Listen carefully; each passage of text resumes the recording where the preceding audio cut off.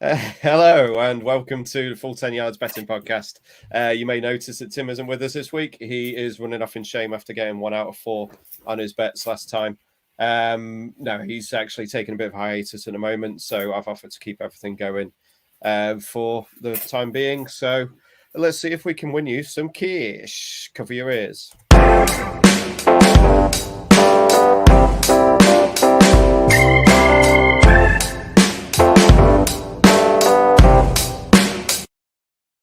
Really need to change how that the first time I've hosted a pod, so it could be quite interesting. But it's just me and Jack this week. It's probably going to be a bit of a shorter one, and I've done these long enough now that I know what I'm doing. So, how are things, Jack? They're good, yeah. Really looking forward to week 7. Couldn't really come quick enough after week 6. I'm on a bit of a slump at the moment. Decided I'm not going to back the Dolphins ever again this year, so that's going to be a good start. And it'll probably mean that they're going to beat the Falcons this weekend, but again, wouldn't touch them. Looking forward to week 7. Yeah, it's actually, I think the Ravens and the Bengals is the only matchup with 2 winning records this weekend. Which is a bit of a shock. I think the Titans and the Chiefs is another good game, but other than that, it's not a great slate, but it's an opportunity to make some money. Yeah, it's a pretty terrible slate, to be honest. There's obviously, as you said, the Bengals and Ravens is less than a touchdown, but there's 3 that are double-digit favourites this week. There's some very one-sided bets spreads on the slate, so it's a bit of a rough one, but we'll see how things go. As you said, there's opportunities everywhere, and because we tend to do a little bit of everything, there's always a touchdown, there's always a prop that we like, there's always something to get there. So just a quick recap on last week. Luckily for you, your 11-4 shot on Khalil Herbert came in, so that covered pretty much everything else. At least it was got to take it where you can with that one. One out of the 4 or 5. Broncos, I'll be honest, I was quite high on the Broncos last week. I thought they would have covered against the Steelers, but unfortunately for me, the Steelers are actually looking a little bit better. Giants Rams, that was a killer. That one went over on the pointless 2-point conversion by the Giants, which took it over the 48.5. So you got to class that one as unlucky. And then the Lamar Jackson rushing yards for you was unlucky just because the Ravens destroyed them and he just didn't need to do anything. So you can't really complain you can complain about those ones. For me, I went 3 out of 4 with my main ones. The Cowboys -3.5. Got to class that as a little bit lucky given the fact that they scored a touchdown in overtime. Could easily have lost that one if they'd scored the field goal, especially after getting the ball second. DeAndre Swift 7-4 was a nice winner for me on anytime touchdown. And Joe Burrow went over 38.5 for his longest completion. That was to Joe Mixon with the amazing Ja'Marr Chase block on that one. As it happened, the other one I was going to go for was Ja'Marr Chase longest reception, and he went over that one as well. So good one for me last week. Let's see if we can win a few more this week. Jack, what's your best spread for the week? I don't know. I don't think I'm ever going to learn how to do this properly, but taking just over the touchdown at 7.5 probably is silly because I had the Broncos +3.5 last night, and it's as good a lesson to be learned as half a point actually means an awful lot when it comes to 7 and 3. But yeah, taking the Packers -7.5. I think the Packers have been very good since week 1. I know they got smashed by the Saints, but they've been pretty solid since. As for Washington, I don't know what's happened to them this year. I think the Washington defense probably been the most disappointing unit in the NFL this year. Everyone had them as top 5 defense, and they've been absolutely terrible. I see Rodgers being able to score basically when he wants, and I don't see Heineke being able to keep up with them. I think the handicap was 9.5 for this at the start of the week, and I was going to get on at that as long as it was under 10, and gone down to 7.5 now is even more appealing. So that's my main one for this weekend. Nice. Yeah, as you said, this has come in really, really quite a lot. It was -10, I believe, right at the start, and then as you said, -9.5. It's the perfect teaser leg now at -7.5. You can get -7 at 8 to 11 if you want to just get down to that 7-point line, which obviously, as Jack said, being the one of the key numbers is pretty important. I've gone the other side of the 7, which again is actually quite helpful for me on this one. The Ravens -6.5 against my Bengals. I might be just being a pessimistic fan here and trying to cover myself for the inevitable pain, but Lamar Jackson has run all over us in recent years. We are looking a much better team this year. But we haven't really played anyone good. We pushed Packers close, but we can defend against that kind of quarterback.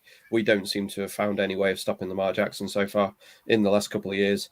So again, it might be just me being pessimistic and trying to hopefully win something from it. It's another very good teaser leg. If you want to go Packers and Ravens, you can tease them down to 0.5 and 1.5, which is a fairly decent one. But yeah, I think we're probably good enough to keep it close. I don't know if we're good enough to keep it within a touchdown. So I'm going for Ravens minus 6.5. Surprised at that. I didn't think you'd do that, but yeah, I'd probably just stay away from it if I was betting on it. I think the Bengals are a pretty good team. 6.5 though it's perfect, like just under the touchdown. So yeah, I can see why you're doing it. Like, but it's maybe I should start backing against the Dolphins as well. Well, it's one of those this week that there's that many terrible spreads that there's not that many that we can actually target. Like the Dolphins were minus 2.5 before last week's game, so they've gone 5 points through the zero, and it's just too much of a swing on that game for it to go. But the Dolphins are in a terrible spot, obviously playing London last week and then playing straight away without the bye, which is a bit of a weird one. But we'll see what goes on with that one. I do actually have them for my total. That game I have under 48 points, Atlanta versus Miami. Both defenses are struggling, but I think both offenses are struggling as well, personally. The Dolphins, obviously, all the garbage, I believe it's garbage talk over Deshaun Watson this week. I don't think that trade's happening. There's been talk of it for months and nothing's come of it. So, but the talk for Tua is going to be putting him off. Surely he's going to be thinking, what have I got to do after a fairly decent performance in London? So I think that's going to be a bit of an issue for him. So I think their offense is going to struggle. It hasn't been exactly great this year. Probably going to see another 10 receptions for Jalen Waddle within a couple of yards of the line of scrimmage, and trying to move the ball on the Falcons isn't exactly difficult, but I think both teams are going to struggle once it gets to the red zone. I do actually go against this a little bit later with one of my props, but I think the Falcons with the Dolphins getting... Is Byron Jones back, do you know? I think he's training today, so he should be back. So possibly Byron Jones and Xavier Howard, although I do worry that they keep Xavier Howard out because there's trade rumors about him with the trade deadline in a couple of weeks, and you don't want him getting injured. That's a little worry for me. But yeah, I think both of these teams have struggled this season, and I just hopefully we're going to see a bit of a quieter game. I know that you did like the overs at one point. I like the overs, yeah, because I seen Devontae Parker's back for the Dolphins, and then I seen X was back, so I was kind of thinking, wait, they're getting back healthy on offense, but then they're getting back healthy on defense, so it kind of counteracts each other. But yeah, look, I looked at it and looked into it more, and then I was thinking, could I see this being like a 2017 game? And absolutely, so I said I'd stay away from it. I think the best thing for me to do is just stay away from the Dolphins completely, even though this isn't actually them scoring, or like this isn't a pro Dolphins bet, but yeah, I'm just going to stay away from the Dolphins because I just the bias is just there with me. Yeah, it took 48. It actually seems a bit high now that I think about it. So yeah, I probably will be leaning towards the under in that one. There was 47.5 on one of the other sites, so I was just like, well, it's a tad better on Red Zone. It's under 48. So yeah, fingers crossed for a dull game, frankly, and for you, hopefully a 2-point win or something stupid. Yeah, I've gone for the Chiefs and the Titans over 57.5. 57.5 is probably one of the highest I've seen so far this year. But the more I think about it, the more I can't see either of these defenses stopping the opposing offense. Derrick Henry should walk all over, run all over the Chiefs defense, and I think there's a lot of injuries for the Titans defense, and Patrick Mahomes could easily score 35-40 points in the game. I'm hoping that the Chiefs go up early at the start, which I can see, and then the Titans having to keep up, because if the Titans start off well, they're just trying to chew the clock with Henry, and couldn't blame them. I keep the ball out of Mahomes' hands, but I see this game having barely any punts. The only thing that could catch me out would be if there's a few field goals where you'd need touchdowns, because 57.5 it's very, very high. But yeah, I could easily see both teams getting 30 points in this game. Yeah, it's one of those games that you can't set the line high enough. I think it opened at 56 and it's just gone up from there. And for an over 56 to get bet up even more is just seems crazy. Last year was the Patrick Mahomes return from injury, and I think that was 37-30 or something ridiculous in Tennessee between these two. So, yeah, I can't really argue with it. It's difficult to say that you're going to take the under on a team where they're the best offense in the league still on points per play, I believe, the Chiefs, and they're the worst defense. So it's one of those like how do you possibly look under on a total, no matter what it is? As you say, the main worry is the Titans keeping up if they fall behind because they might not be able to run Derrick Henry 30 times. Julio Jones, I'd imagine, is out. I'll admit I've not even looked for that. And I saw that AJ Brown is still struggling with food poisoning or whatever it was that he got last week. But the Titans have shown they can score on anyone. Obviously, they put up 30, was it, against the Bills? 33 against the Bills. They put up quite a lot on Monday, so they've shown they can keep up. So I wouldn't be surprised if that one goes over. And so TD scorers, which one have you gone for touchdown scorer this week, Jack? I've gone for DeAndre Hopkins. There's actually a few that I fancy, but DeAndre Hopkins is the main one. Revenge game, really. He scored 3 touchdowns in his last 2 games. I think it's probably one of the biggest fleeces I've ever seen in a trade. DeAndre Hopkins going to the Cardinals. I think it was 2 fourths, David Johnson, and a second, I think it was. Something like that anyway. But yeah. I say the Cardinals offensive coordinator is going to do everything he can to get Hopkins in the end zone. I think the Cardinals will absolutely smash them. I think is the handicap 15 or something or 17 or something like that. I think it's even higher. Yeah, I think it's a ridiculous amount. It is 17.5 now. Yeah, so like they're probably expecting the Cardinals to get like at least 4 touchdowns, and I'd be absolutely shocked if Hopkins doesn't get at least one. I can't believe it's 10-11 if I'm being honest. So I was expecting it to be something like 4-7 or 1-2, but I suppose we'll take 10-11 if we can get it. Even better than that, it's 21-20 on Bet365. It was last time I checked, so you're getting plus money on it, I believe. Yeah. I can't get over that. I'll definitely be getting on that. Then there's another 2 that I like. Damian Harris 5-4 versus the Jets.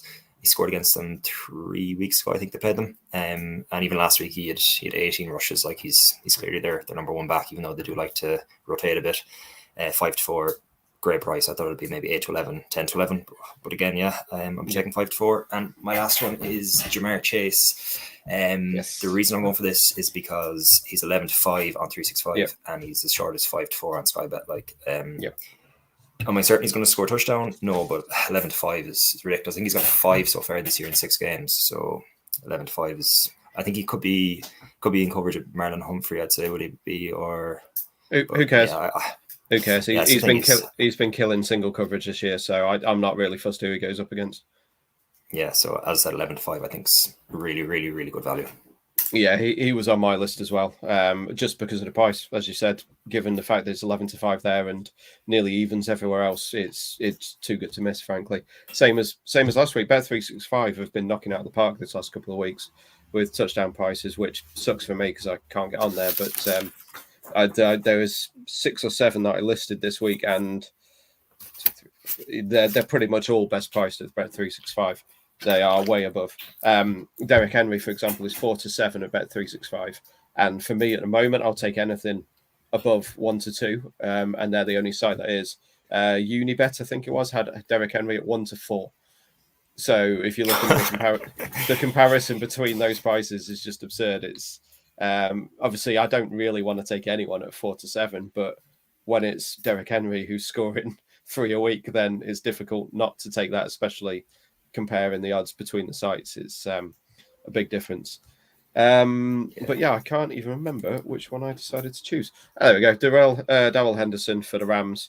The Rams are nearly as big a favourite as the Cardinals were. They are 14 or 15, I believe. 16-point favourites against the Lions. The Bengals put up 33, I think, last week against the Lions. If the Bengals can do that, then you've got to imagine the Rams are going to put up 40, 50 odd. Darrell Henderson's been running really well.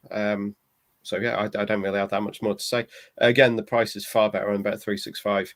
You're getting 5 to 6 on there, and I think it was 4 to 7, 4 to 9ish on William Hill, which is the other place I checked. One thing I will mention is the fact that Odds Checker are owned by the same people as Sky Bet. So it looks like if Sky Bet haven't got any prices up, they're not showing the anytime scores on Odds Checker at the moment, which is a little bit irritating. It's a bit of a conflict of interest, and I think it's a little bit ridiculous that Sky Bet are allowed to own a betting comparison site because it means they can kind of show what they want to show. So you have to do a little. I didn't know that. No, I only found out a few weeks back. Someone mentioned it, and it just seems crazy because William Hill, Paddy Power, 888, that Bet365, they've all got prices up on pretty much all the games. Sky Bet haven't, and because of that, you don't get the comparison on Odds Checker. So it just seems crazy that they're allowed to have conflict of interest like that. But it's still a bit of Wild West with gambling essentially. So, but yeah, I as I say, I listed quite a few. Jamar Chase was one of them at that price. Cordero Patterson is 9 to 4 on Bet365. Obviously, he's been lights out for the Falcons this year. He didn't score last time out, but he, in theory, should get a decent matchup. I don't think the Dolphins linebackers are that much. So coming out the backfield, he should do all right. Hunter Henry's 10 to 3. Ricky Seals-Jones 4 to 1, both on Bet365 again. The tight ends. Ricky Seals-Jones is near enough leading the Washington team in red zone targets. He scored last week, but weirdly enough, the Washington team didn't get a single red zone touch. He scored on a busted coverage at 10 to 3, and then they've put the price up this week, obviously, against a better defense. Another one for Washington I did have a little look at was Jarrett Patterson. There's a chance that Antonio Gibson doesn't play, which means it'd be JD McKissick and him having the touches, and you can get 14 to 1 on Patterson at the moment at 365 and 888.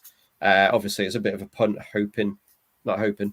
expecting Gibson not to go, but at the odds, I thought it was a decent look. So, yeah, my one for the show, for the documents, is Darrell Henderson at 5 to 6. What have you got for props, Jack? I've gone for Leonard Fournette over 64.5 rushing yards versus the Bears. He's gone over the last 3 games.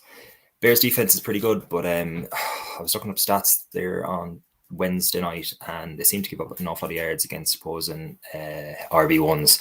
Fournette, I think, said 60% of the snaps so far this year for the Buccaneers. I think he was second choice to Ronald Jones last year, but this year he's definitely taken up as the main back. The game script should also suit Fournette because I expect the Buccaneers to win this game handy enough. Brady has a habit of taking things seriously, and after his mistake last year with the 4th down, I expect him to try and score as many points as possible against his team, and he'll keep going and going and going. So yeah, I expect Fournette to go over 64.5 fairly handily, to be honest. I'd say if there's any requested bets where he gets 100, maybe a touchdown at a decent price, like maybe 4 to 1 or 5 to 1, I might get on that as well. Yeah, can't argue with that. Yeah, the that random game last year was a random Thursday night game quite early in the season.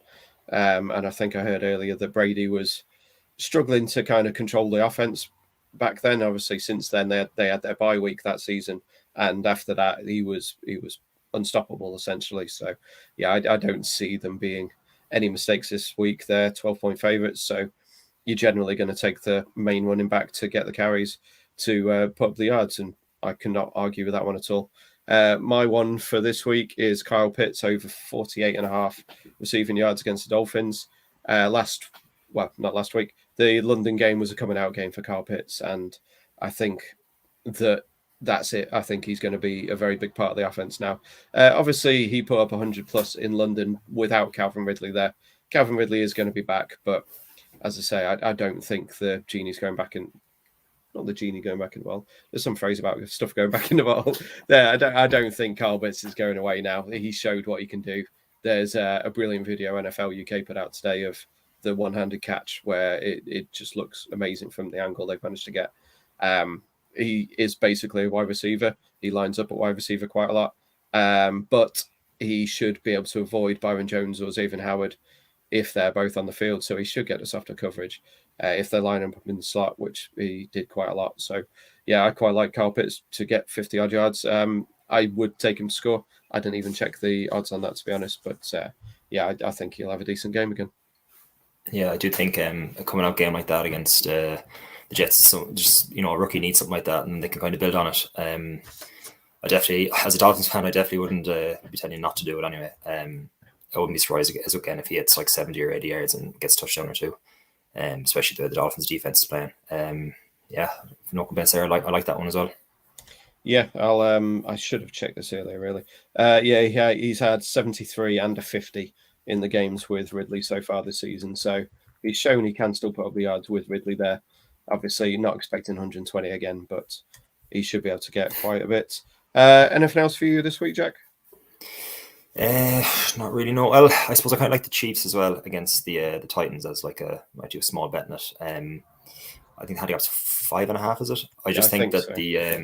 I think there'll be loads of points in it, and I just think that there'll be, as I said, barely any punts, and I think that Mahomes could hit 40 points. Yeah, I think it's 5.5. I like that one as well. I might do that in another separate bet. Yeah, I'm hoping both teams score, but yeah, sorry, just checked and it's down to 5 now, so even better. Yeah, I like that one as well. I think what people were saying about the Chiefs, well, the defense is terrible. Like, I suppose they only gave away 13 points against the Washington football team last week, but yeah, Washington are missing loads of players, and they're not exactly the best offense anyway. So yeah, I think I'm playing the Chiefs as well, -5. Is that game at 9 o'clock? I think it is tonight or on Sunday night? No, it's just one of the 6s. Surprisingly, they didn't pick that. They picked the Bengals against the Ravens for the Sky TV game. I wouldn't have been surprised if they picked the Chiefs, but both of those games are probably the pick of the night, frankly, pick of the day. But it's a fair, as I say, it's a fairly dismal slate, to be honest. But yeah, always money to be made. Yeah, one more I should have mentioned was Big Mo Alie-Cox for the Colts. He has been getting quite a lot of targets in recent weeks, and he's still 6-1 on Paddy Power to score anytime. 45-1 to score 2. I had to check that earlier. Yeah, I love Big Mo, so I've had a little nibble on the 45-1. I had a free bet from last night. Also, Paddy Power free bet offer on the Bet Builder. If you're struggling with a fourth selection, just put a random giant handicap in. It doesn't matter on the odds on any of them. So last night I put on Denver plus 30.5 just to fill out the 4 selections to get the free bet kind of insurance, and it worked fine. So just a little tip there if you're going to bet on the Bet Builders on Paddy Power. Right, I think we're all done then. Yeah, I think we're all good. Thanks for listening, and I would say thanks for viewing, but don't think anyone did. So thanks for listening. We'll get this out as the podcast, and we'll talk to you guys next week. See ya.